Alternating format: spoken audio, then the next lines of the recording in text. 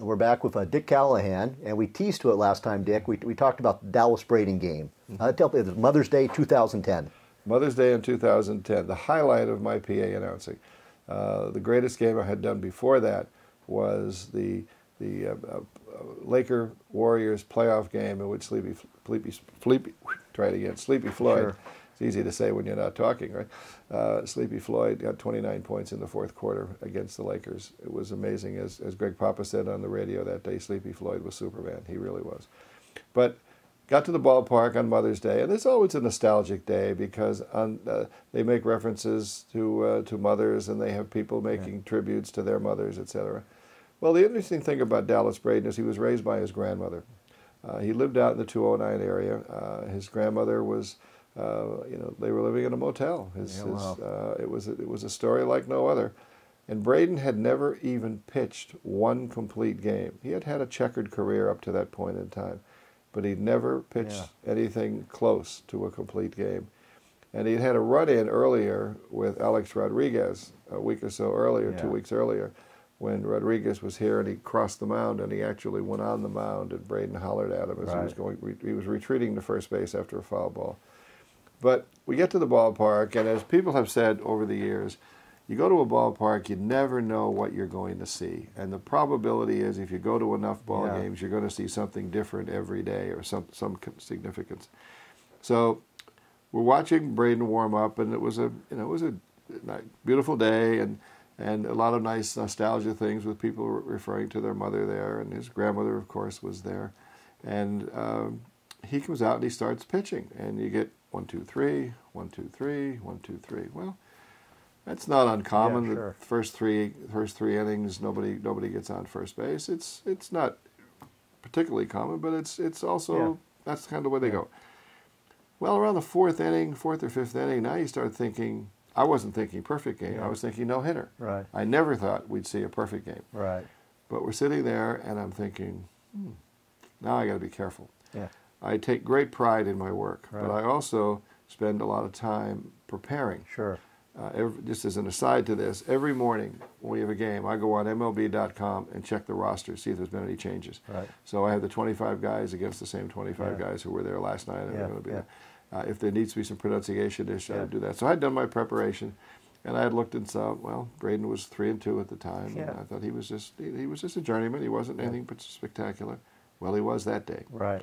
And he got some good defensive help. So now we move forward. We're up to the 7th inning.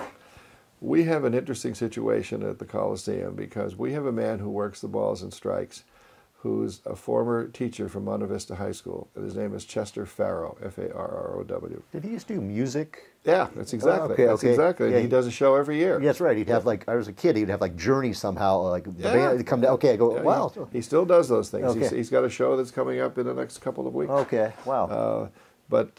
Anyway, so Chester does the balls and strikes, and he's done it ever since the team moved here. So but in the 7th inning, we have a routine that Chester leaves and goes and gets popcorn. Wow, okay. Doing it for years. So he is to my right, so he turns to his left and he says to me, "Dick, what do I do?" I said, "Chester, don't get off your seat. We can't disrupt anything here. I have to be careful. I'm looking down, making sure to see if somebody's going to pinch hit. Yeah. There were no pinch runners. That was easy because nobody got to first base, right? Yeah.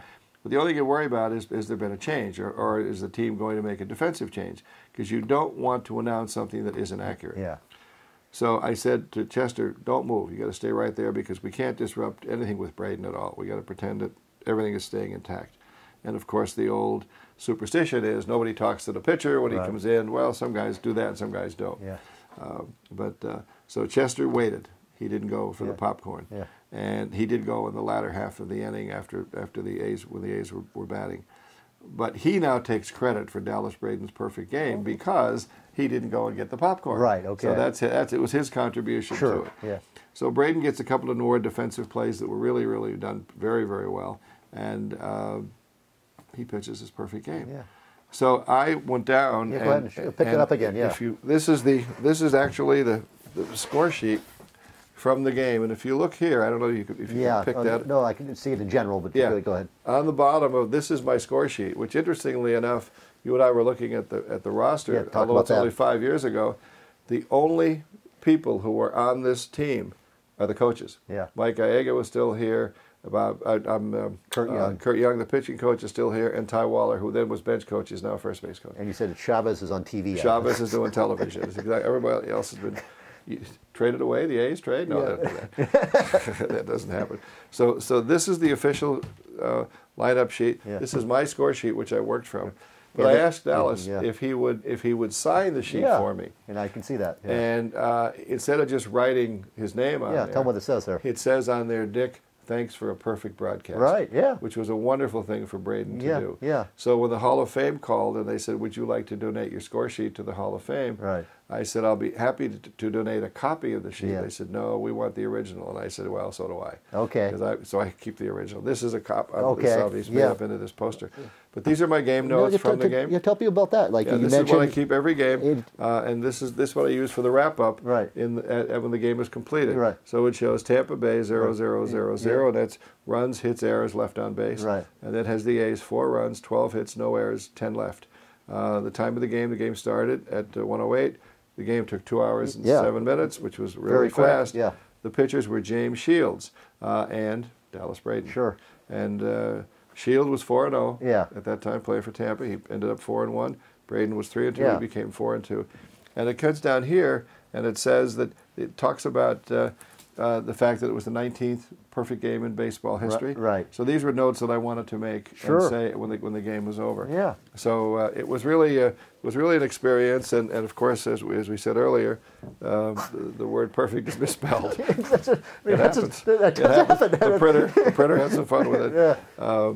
But just to have been there, and of course, as you know, Braden's career went nowhere after that. Right. He had shoulder literally issues, but now he's doing a great job. He's on TV. He's on television. Like Major League Network. Major League Baseball, MLB. Yes, he is. And he does a heck of a job. Yeah, and we'll he's wrap up that, the 209, that's Stockton, and then when his family and everyone from Stockton came, they would sit in 209, right? And he'd provide tickets. Yeah. He was buying tickets for Section 209. Yeah, okay. And he'd give them out for so many games a year. Right, okay.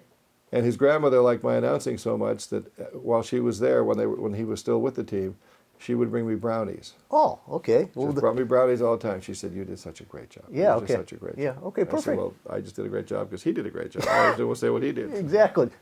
Perfect. So we'll wrap up this and we'll come back. I think maybe we have time for one more segment.